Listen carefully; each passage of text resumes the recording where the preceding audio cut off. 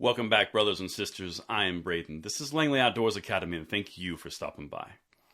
Alright guys, the content tonight, we have got to talk about a heavy development that's happening in the Senate negotiations for the gun control package that the Republicans and the Democrats are taking part in.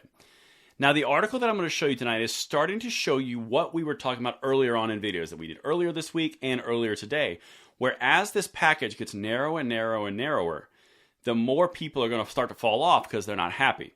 In the article I'm about to show you, you're going to start to see how the people on the left are not happy with the narrow version of this approach, but the people on the right are. So now you're going to start to see this little bit of a battle and the breaking apart, and that's what we're going to talk about.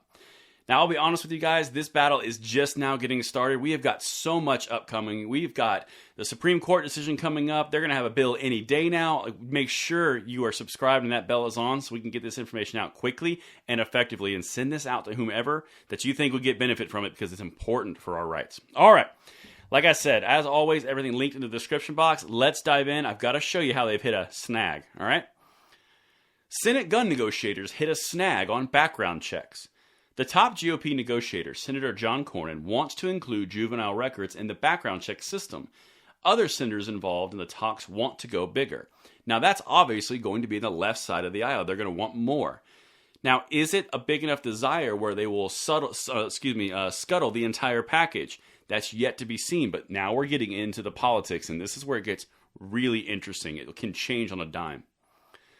One of the remaining sticking points for Senate negotiators trying to get a deal this week on gun violence legislation, how big to go on background checks for gun sales. Now, you guys are, I'm sure you're aware, H.R. 8 and H.R. 1446 are both sitting in the Senate right now waiting to be voted on. They're languishing. They're both marketed as background check bills.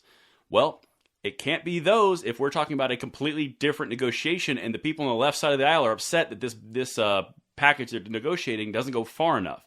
So it's not 8 and 1446, so it's something different. Let's keep going because this is, like I said, this is where it gets interesting. At issue is whether to add waiting periods for young people purchasing firearms and to enable the FBI to conduct background checks on their juvenile records. Two people close to the Senate talks told NBC News on Tuesday. So notice how it's really focusing heavily on that background check part. If the left jettisons this entire negotiation, it's now on the left. And that's part of the politics of Washington. The Republicans say they're ready to vote on this, air quotes, per our video earlier today. The left says it doesn't go far enough. Well, now the onus is on the left. Are they going to disappoint their gun-grabbing constituency and vote for it? Or are they going to hold true to their far-left base and basically scuttle the entire thing? It's important because this is where it gets, like I said, this is where the politics take over. Senator John Cornyn of Texas, the lead GOP negotiator, has been pitching his colleagues and the public on a proposal that would place records for juveniles ages 18 to 21 in the FBI's National Instant Criminal Background Check System, or NICS. That's whenever you buy a gun. Okay, you're going to run through the FBI background check system, NICS.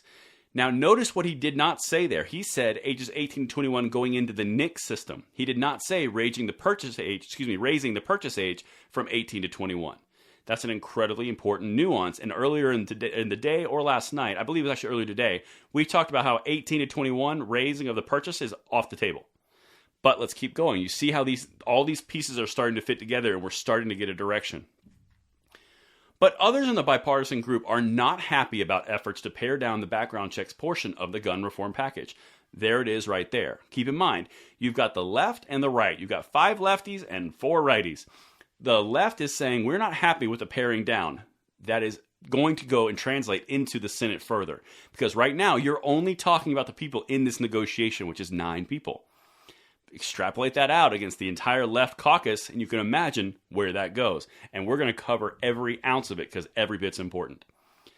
Toomey said he did not want to accept the premise that negotiators had moved on from the Toomey Manchin bill. Toomey Manchin was something that they basically put in place. It was universal background checks between private sellers, commercial sales. It didn't go through. It's been in there for like 10 to 15 years. Now, listen to what Tom Tillis says. However, he is on board with the Cornyn plan, noting that juveniles are arrested for roughly 45,000 violent crimes each year, crimes that usually do not appear in the federal background check system. So you've got Toomey who said, no, I want to do my package. You've got Tom Tillis who says, I'm on board with Cornyn. then you're going to get something of this nature out to the general population of the Senate. And can you imagine what the left is going to do when it has no penalties, has none of their wet dream wish list, doesn't raise the age limit, nothing? How are they going to respond? And that's the important piece, and that's what I bring it up to you. As this continues to narrow and we get more and more focused on what's actually going to come out the door, you're going to start to see people defect to the left, defect to the right, and that 60 number gets more interesting to get over the filibuster because the left says, I'm not doing that. Could you imagine if we had another Build Back Better situation where half of the left wouldn't do it because it wasn't far enough left, which left the middle completely out in the air? It could happen. Let me know what you guys think in the comments below, and I will see you tomorrow morning on the Bullet Points. Tomorrow is a huge day as we could get a SCOTUS decision, and I will see you there.